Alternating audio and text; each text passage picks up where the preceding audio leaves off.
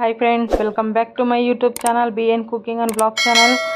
ಬನ್ನಿ ಇವತ್ತಿನ ಈ ವಿಡಿಯೋದಲ್ಲಿ ನಾನು ಅವಲಕ್ಕಿ ಹಾಕಿ ಈಸಿಯಾಗಿ ಖಾರ ಪೊಂಗಲ್ ಮಾಡೋದು ತೋರಿಸ್ತೀನಿ. ಹೇಗೆ ಮಾಡೋದು ನೋಡ್ಕೊಂಡು ಬರೋಣ. ತುಂಬ ಟೇಸ್ಟಿಯಾಗಿರುತ್ತೆ, ತುಂಬ ಹೆಲ್ತಿಗೂ ಒಳ್ಳೆಯದು. ಇವಾಗಿಲ್ಲ ನಾನು ಒಂದು ಕಪ್ಪಷ್ಟು ಹೆಸರುಬೇಳೆ ತೊಗೊಂಡಿದ್ದೀನಿ. ತೊಗೊಂಡು ಅದೊಂದು ಬಾಣಲೆಗೆ ಹಾಕ್ಕೊಂಡು ಹುರ್ಕೊತೀನಿ. ಇದು ಉರಿದೇನು ಸಹ ಹಾಕ್ಕೊಂಡು ಮಾಡ್ಬೋದು, ಹುರಿದು ಮಾಡೋದು ಕೂಡ ಚೆನ್ನಾಗಿರುತ್ತೆ. ಸೊ ನಾನಿಲ್ಲಿ ಹುರಿದು ಮಾಡ್ತಿದ್ದೀನಿ. ಸೊ ಈಗ ಹುರಿದಾಗಿದೆ. ಒಂದು ಕುಕ್ಕರಲ್ಲಿ ಹಾಕ್ಕೊಂಡು ಅದನ್ನು ಒಂದು 2 ಸತಿ ತೊಳ್ಕೊಂಡು ಅದಕ್ಕೆ ನೀರು ಹಾಕ್ಕೊಂಡು ಹಾಗೆ ಸ್ವಲ್ಪ ಅರಿಶಿನ ಹಾಕ್ಕೊಂಡು ಒಂದು ಟೇಬಲ್ ಸ್ಪೂನ್ ಆಗೋಷ್ಟು ಎಣ್ಣೆನೂ ಅದಕ್ಕೆ ಹಾಕ್ಕೊಂಡು ಒಂದು 2ರಿಂದ 3 ವಿಜಿಲ್ ಕೂಗಿಸ್ಕೊಂಡ್ರೆ ಸಾಕು. ಬೇಳೆ ನುಣ್ಣಗೆ ಬೇಯಬೇಕು. ಅದನ್ನು ಬೇಯಕ್ಕೆ ಇಟ್ಬಿಟ್ಟು ಈ ಕಡೆ ಸೈಡಲ್ಲಿ ನಾನಿಲ್ಲಿ ದಪ್ಪ ಅವಲಕ್ಕಿ ತೊಗೊಂಡಿದ್ದೀನಿ. ಇದನ್ನು ಒಂದು 2ರಿಂದ 3 ಸತಿ ನೀರಲ್ಲಿ ತೊಳ್ಕೊಬೇಕು. ನೀಟಾಗಿ ಒಂದು 2ರಿಂದ 3 ಸಲ ತೊಳೆದ್ಬಿಟ್ಟು ಇದನ್ನು ನೆನೆಸಿ ಇಡಬೇಕು. ಒಂದು 5ರಿಂದ 10 ನಿಮಿಷ ಕುಕ್ಕರ್ ವಿಜಿಲ್ ಹೊಡೆದು ತಣ್ಣಗಾಗೋವರೆಗೂ ನೆನೆಸಿದ್ರೆ ಸಾಕು. ಸೊ ನೆನೆಸ್ಬಿಟ್ಟು ಸಿಕ್ಕಿದ್ರೆ ಸಾಕು. ಇವಾಗ ಇದನ್ನು ಸೈಡಲ್ಲಿ ಇಕ್ತೀನಿ. ಈಗ ಈ ಕಡೆ ನಾನೊಂದು ಮಿಕ್ಸಿ ಜಾರಲ್ಲಿ 1 ಟೇಬಲ್ ಸ್ಪೂನ್ ಆಗೋಷ್ಟು ಜೀರಿಗೆ, ಹಾಗೆ 1 ಟೇಬಲ್ ಸ್ಪೂನ್ ಆಗೋಷ್ಟು ಕಾಳು ಮೆಣಸು, ಹಾಗೆ ಒಂದು 3 ಹಸಿಮೆಣ್ಸಿಕಾಯಿನ ಹಾಕ್ಕೊಳ್ತಾ ಇದ್ದೀನಿ. ಹಾಕ್ಕೊಂಡು ಇದನ್ನ ಸ್ವಲ್ಪ ತರತರಿಯಾಗಿ ಪೇಸ್ಟ್ ಮಾಡ್ಕೋಬೇಕು. ಸೊ ನೋಡಿ, ಇದು ಇವಾಗ ಆಗಿದೆ. ಇವಾಗ ಇದನ್ನ ಸೈಡಲ್ಲಿ ಇಟ್ಬಿಟ್ಟು ಇವಾಗ ಈ ಕಡೆ ಕುಕ್ಕರು 3 ವಿಜಿಲ್ ಹೊಡೆದು ತಣ್ಣಗಾಗಿತ್ತು, ಪ್ರೆಷರ್ ಎಲ್ಲ ಹೋಗಿತ್ತು.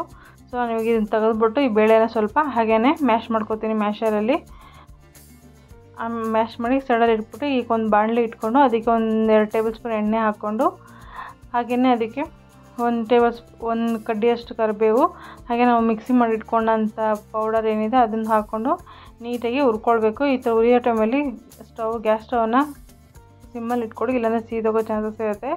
ಹಾಗೆ ನಾನಿಲ್ಲಿ 1 ಇಂಚಷ್ಟು ಶುಂಠಿನ ತುರಿದು ಹಾಕ್ಕೊಳ್ತಾ ಇದ್ದೀನಿ. ನೀವು ಬೇಕಾದ್ರೆ ರುಬ್ಕೋತಿರಲ್ಲ ಆ ಟೈಮಲ್ಲಿ ಕೂಡ ಹಾಕ್ಕೋಬೋದು. ನಾನು ಇಲ್ಲಿ ತುರಿದೇ ಹಾಕ್ಕೊತೀನಿ. ಹಾಗೆ ಒಂದು 4 ಗೋಡಂಬಿನ ಸಹ ಇಲ್ಲಿ ಸೇರಿಸ್ಕೊತಾ ಇದ್ದೀನಿ. ಹಾಗೆ ಒಂದು 1/4 ಟೇಬಲ್ ಸ್ಪೂನಷ್ಟು ಹಿಂಗನ್ನ ಹಾಕ್ಕೊತಾ ಇದ್ದೀನಿ. ಹಿಂಗೆ ಹಾಕೋದ್ರಿಂದ ಜೀರ್ಣಕ್ಕೆಲ್ಲ ಒಳ್ಳೆಯದು. ಇದನ್ನೊಂದು 30 ಸೆಕೆಂಡ್ ಹುರ್ಕೊಳ್ಬೇಕಾಗುತ್ತೆ. ಹಾಗೆಯೇ ಇದಕ್ಕೆ ನಾನೊಂದು 1/4 ಟೇಬಲ್ ಸ್ಪೂನಷ್ಟು ಅರಿಶಿನ ಪೌಡರ್ನ ಸಹ ಸೇರಿಸ್ಕೊಂಡು ಅದು ಕೂಡ ನೀಟಾಗಿ ಮಿಕ್ಸ್ ಮಾಡ್ಕೊತೀನಿ. ಜಾಸ್ತಿ ಹೊತ್ತು ಹಿಡಿಯಲ್ಲ ಇದು ಮಾಡ್ಕೊಳ್ಳೋಕ್ಕೆ.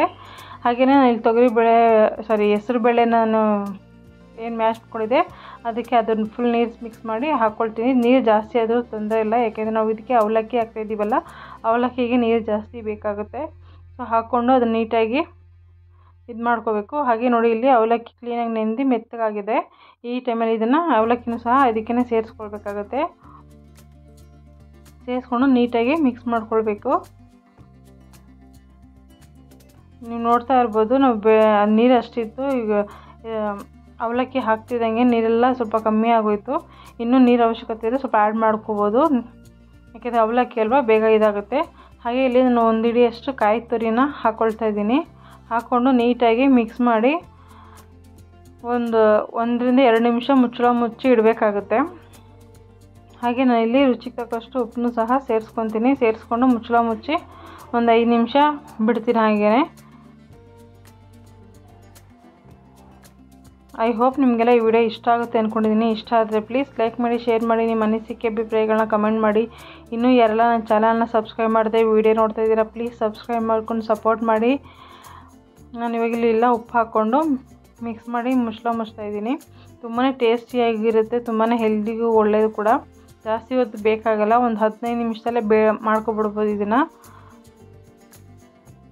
ಅಷ್ಟೇ ಚೆನ್ನಾಗಿರುತ್ತೆ. ನೋಡ್ತಾ ಇರ್ಬೋದು, ಇದು ಲಾಸ್ಟಲ್ಲಿ ಎಷ್ಟು ಗಟ್ಟಿ ಆಗ್ತಾಯಿದೆ.